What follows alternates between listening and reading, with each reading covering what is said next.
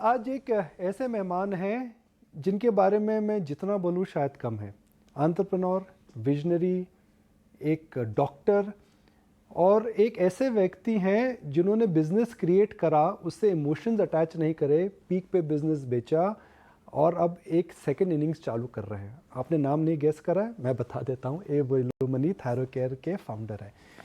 वेलुमनी साहब जी नमस्कार। Second innings, नया लुक, दाढ़ी बढ़ा ली आपने। तो लोग स्ट्रेस में बढ़ाते हैं अक्सर, मगर आपने तो इस समय पैसा कमाने के बाद दाढ़ी बढ़ाई है। ऐसा तो मुझे लगा कि दाढ़ी के साथ बच्चे लोग पूछा था दाढ़ी के साथ डैडी कैसा लगेगा, तो मैंने सोचा चलो देखेंगे। I think my children are happy with it and I am with it for maybe another couple of quarters, maybe till I start a new. एक कमाल की बात है वेलुमनी साहब कि आपने जब थायरोकेयर बेचा, उसका जो स्टॉक प्राइस था, लिस्टेड स्टॉक था, 1300 के ऊपर था। आज 400 के आसपास है। All diagnostic stocks are down 50 to 70%। तो आपने पीक में बेचा, तो आपको पता कैसे लगा कि डायग्नोस्टिक्स बिजनेस जो उस समय एकदम 40-50% पे ग्रो कर रहा था, सॉलिड पी मल्टीपल्स कमांड कर रहा था, कि पीक आउट हो गया? नहीं, ऐसा तो सभी प्लेयर्स को पता था कि पी मल्टीपल एकदम ज़्यादा है।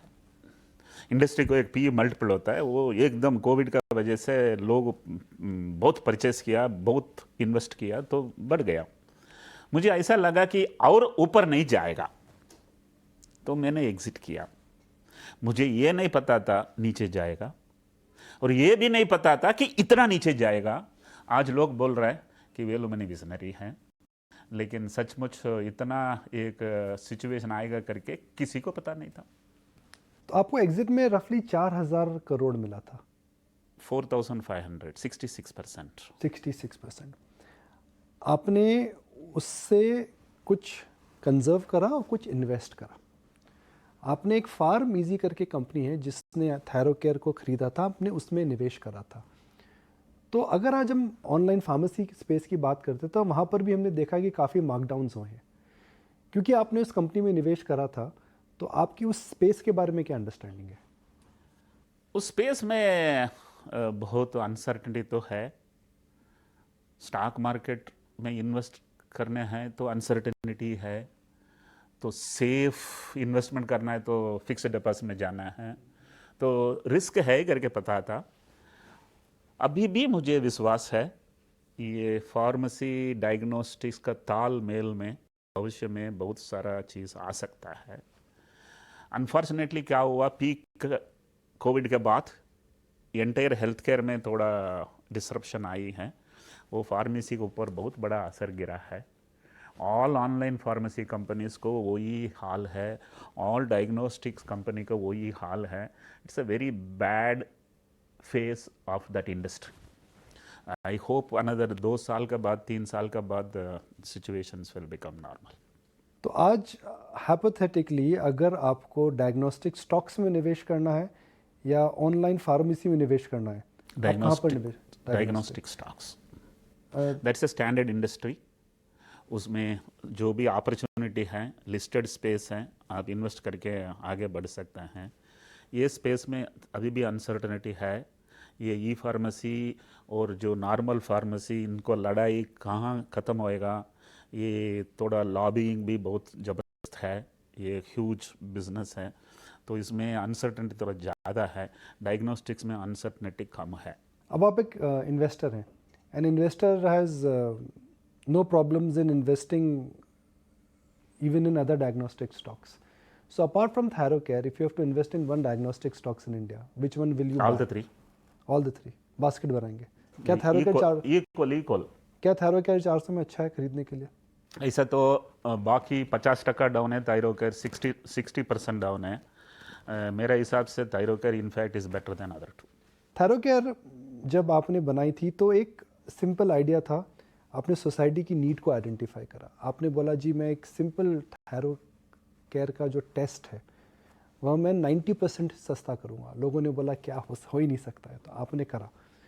तो अब थायरोकेयर का जो मूल मंत्र है, क्या वो बदल गया है? बिकॉज जो हमें समझ आ रहा है, जो नया मैनेजमेंट है और जो नया वहाँ पे बिजनेस हो रहा है वो काफ़ी डिफरेंट है. It is not close to what your DNA was. नहीं, हर बार मैनेजमेंट बदल रहा है तो नया फिलॉसफी तो आना ही चाहिए. जैसा माँ की घर अलग है, नया पति का घर अलग है. तो सर कोर वैल्यू थोड़ी बदलती है. नहीं, आप लड़की है, जहाँ जाएगा वहाँ जैसा चल रहा है वैसा चलना ही पड़ेगा. The management is going to decide what not to do and what to do, and every CEO in fact will have a different opinion. मैं थोड़ा जिद्दी था और मुझे बहुत लोग कोशिश किया कि इनको भी थोड़ा समझाना है. मैं जिस पॉइंट में मेरा विश्वास था उसमें ऐसा ही अटक गया. So that was known as clinical chemistry, that was known as chronic care, that was known as wellness. मुझे बाकी लोग कर रहा है उसमें इंटरेस्ट नहीं था. तभी भी लोग मुझे समझा रहा कि you are missing that, you are missing that. But let me tell you, if you don't miss that, you can't get this. So true, so true. तो आपके हिसाब से डायग्नोस्टिक सेक्टर की अगले 3 साल तक क्या रियल ग्रोथ रहेगी? अगर डायग्नोस्टिक स्क्रिप्ट्स 21 Q4 का वैल्यूएशन आना चाहिए, 3 साल लगेगा. 3 साल लगेगा. लगभग 250% ग्रोथ आएगा तो ही आपको 3 साल पहले का नंबर आएगा. उससे ज़्यादा एक्सपेक्ट भी मत करो. एक समय था जब कोविड की वजह से डायग्नोस्टिक कंपनीज को भारी उछाल मिला था. सबने इक्विपमेंट में इन्वेस्ट करा, सबने नए रूम्स बनाए, डायग्नोस्टिक कंपनीज ने, हॉस्पिटल्स ने, सब ने काफ़ी बड़ा इन्वेस्टमेंट करा था. भगवान की दया है, ईश्वर की कृपा है, कोविड अब ख़त्म हो चुका है. तो इतनी जो कैपेसिटी क्रिएट हुई थी, इतनी जो इक्विपमेंट में स्पेंडिंग हुई थी, उनका क्या होगा? वो सब वेस्ट है. सब वेस्ट है. बिल्कुल वेस्ट है. जो कोविड का टेस्टिंग के काम में आया था, फ्लोर हो या मशीन हो, ये रिएजेंट हो, ये तीनों बिल्कुल यूजलेस है. 100 करोड़ जो बनाया वो 25 करोड़ इन्वेंट्री में, स्पेस में, इंस्ट्रूमेंट में खोया है. सो ये लॉस एक्सपेक्ट किया था. जी जी. जो भी स्केल अप कर रहा था सोचते थे कोविड कल बंद होएगा था, लेकिन वो कल कभी आएगा वो नहीं पता, लेकिन कल जल्दी आ गया तो नुकसान थोड़ा ज़्यादा ही हो गया. अब बात करते हैं आपकी ज़िंदगी कैसे बदली है. पहले आपको हर क्वार्टर में क्वार्टरली अपडेट्स देनी पड़ती थी. टेलीविज़न पे हम आपको हर क्वार्टर के बाद या हर महीने आपका समय थोड़ा लेते थे. तो are you enjoying chilled life now? कोई क्वार्टरली नंबर का टेंशन नहीं है, कोई एनालिस्ट कॉल्स नहीं है, टेलीविज़न के स्टूडियो नहीं करने पड़ते हैं. ये सब झंझट नहीं था. ये सब प्लेशर था. झंझट ये था कि 3 स्टेक होल्डर है इंडस्ट्री में. एक तो कंज्यूमर है जिसको सर्विस देते हैं. वो कंज्यूमर क्या देखता है, बड़ा ब्रांड से ज़्यादा एक्सपेक्टेशन वो मुझे फुलफिल नहीं कर पाया. एम्प्लॉइज अनदर स्टेक होल्डर है. अरे हमारा तो आज लिस्टेड कंपनी है तो मालिक तो इतना नहीं देता है, एक्सपेक्टेशन है. और इन्वेस्टर तो हर क्वार्टर ये दिल मांगे मोर. तो मैं सोचा चलो छोड़ देंगे, अगर कोई चलाएगा तीनों खुश रहेगा. ये पता नहीं है वो लोग खुश है या नहीं है, मैं खुश हूँ. आपने एक ऐसा बिजनेस बेचा जो आपने एक गराज से चालू करा था, और आप चाहे ना चाहें emotions play a very large role when you exiting a business. और शायद मेरे जहन में 2 ही बड़े अच्छे एग्जिट्स आते हैं. एक आपकी एग्जिट और एक वाइट हैट जूनियर, एक आईटी कंपनी थी जो भी काफ़ी अच्छे प्राइस पे एग्जिट हुई थी. Why are Indian promoters not, they're good in creating businesses, but they are not good at exiting businesses? Yeah, I'll tell you there are 3 reasons for it. Number 1, they associate their name and fame only with the ownership of the business. They don't see they themselves an identity. So because they can't separate it, number 1. Number 2, they think that their children only can run it. Their children should run it. They are entitled to run it, and they don't think anything beyond that. I feel that children should create something of their own if they are good, capable of. Then you need not connect with that. The next point is how long you will hold on till death. You are not living. Once you exit, you will be different, and you can sense what you did. I felt a right time is to exit when you got a peak as good as announcing retirement for a cricket when the series was won and you contributed with 4 centuries and you said I am going to take rest.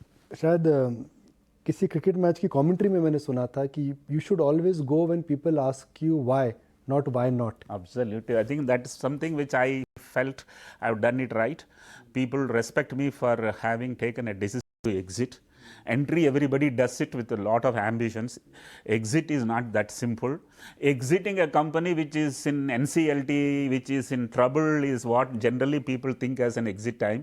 I think when the stock price was in a boom, I felt probably this is the right time to take rest.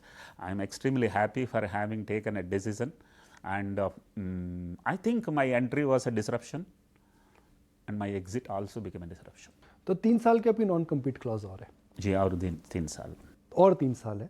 तो अब आप क्या दोबारा entrepreneurship journey चालू करेंगे? और मैं जानता हूँ, देखिए आप में स्पिरिट है, आप में चाह है, आप में व्यू है, आप में विजन है।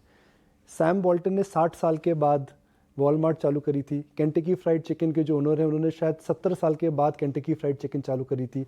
तो जी, हम मार्क ज़करबर्ग और कई लोगों की बात करते हैं जिन्होंने 30 साल में 35 साल में कंपनियां चालू करी थी, मगर उल्टी कहानियां भी हैं। तो is mister Velumani planning to come back with a second innings plan? शायद back to Thyrocare only after 5 years. अच्छा, बैक टू थायरोकेयर, ये तो हेडलाइन दे दिया आपने मेरे को। I must tell you, it's a wonderful concept. हाँ जी।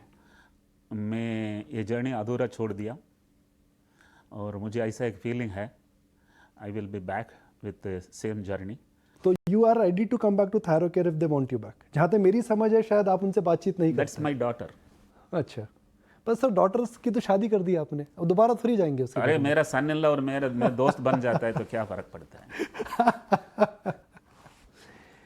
वेलुमनी जी ने जब थायरोकेयर चालू करी थी तो उन्होंने एक प्रकार की need of the society identify करी थी कि भाई थायरोकेयर एक टेस्ट करेगा जो कि सस्ते होंगे और मास मार्केट में जाएंगे। जो आपने वर्ड यूज़ करा था वो था kitchen of the diagnostic space.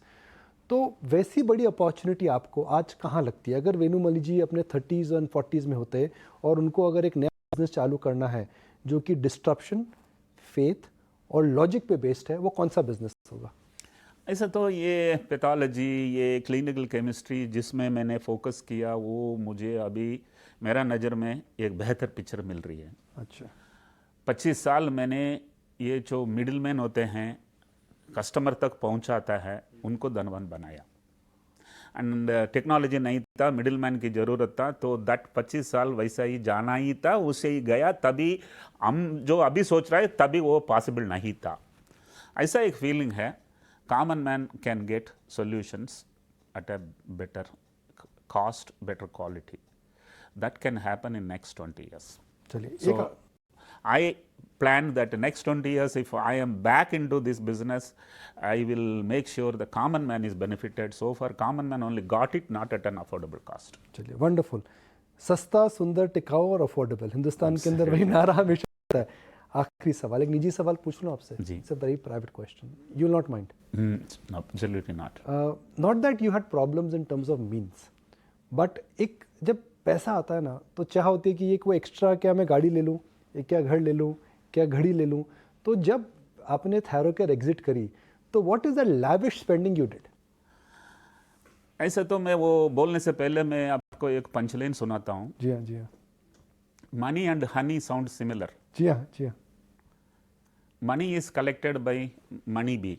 Right, Honey is collected by honey bee. जी हाँ, If honey bee falls in honey, right, it dies. So is money bee. Never become victim of the money which you have created. पर sir घर तो खरीदा है आपने, घर तो खरीदा है, देखिए देखिए देखिए, पता है मेरे को। नहीं, घर खरीदा हूँ. मेरा बेटा सोच रहा था कि उसका एक घर चाहिए, तो मैंने सोचा बेटा के नाम पर घर बहुत है. I have not bought. You have not bought. You bought it for your children. Bought it for my son. Final question, आखिरी सवाल. You have expressed that you want to help new entrepreneurs. If somebody has a good idea, how should they reach you? कोई middleman है, कोई email ID है, क्या Twitter handle पे जाना चाहिए? If somebody is watching those shows, से मेरे पास एक बढ़िया आइडिया है, वेलुमनी साहब से गाइडेंस चाहिए, how can that person reach you? Right. I think email ID is the best one. और मैं वो भी समझाता हूँ मेरा email ID क्या है. जी हाँ, मैं बार बार बोलता हूँ focus. जी हाँ, So remember the word focus. So focus.velu@gmail.com. वेलू की स्पेलिंग क्या है? VLU. VLU, चलिए बढ़िया। focus.velu@gmail.com में कोई भी मेल भेजेगा, एक तो मैं ध्यान जरूर दूंगा, अगर मुझे लगा कि बात करना है तो 15 मिनट बात भी करूंगा, अगर मुझे लगा 2 घंटा टाइम दे के उसको स्टडी करना है वो भी करूंगा, अगर साथ में एक जर्नी लेना है वो भी लूंगा, लेकिन ज़रूर अटेंशन तो मिले। और सब्जेक्ट में आप रेफरेंस सिटी नाउ लिख देंगे तो वेलुमणि जी खोलेंगे भी जरूर उसको। चलिए, थैंक यू वेरी मच, समय निकाला Thank you आपने very much. और बहुत मजा आया बातचीत करके। Thank you very much. Thank you.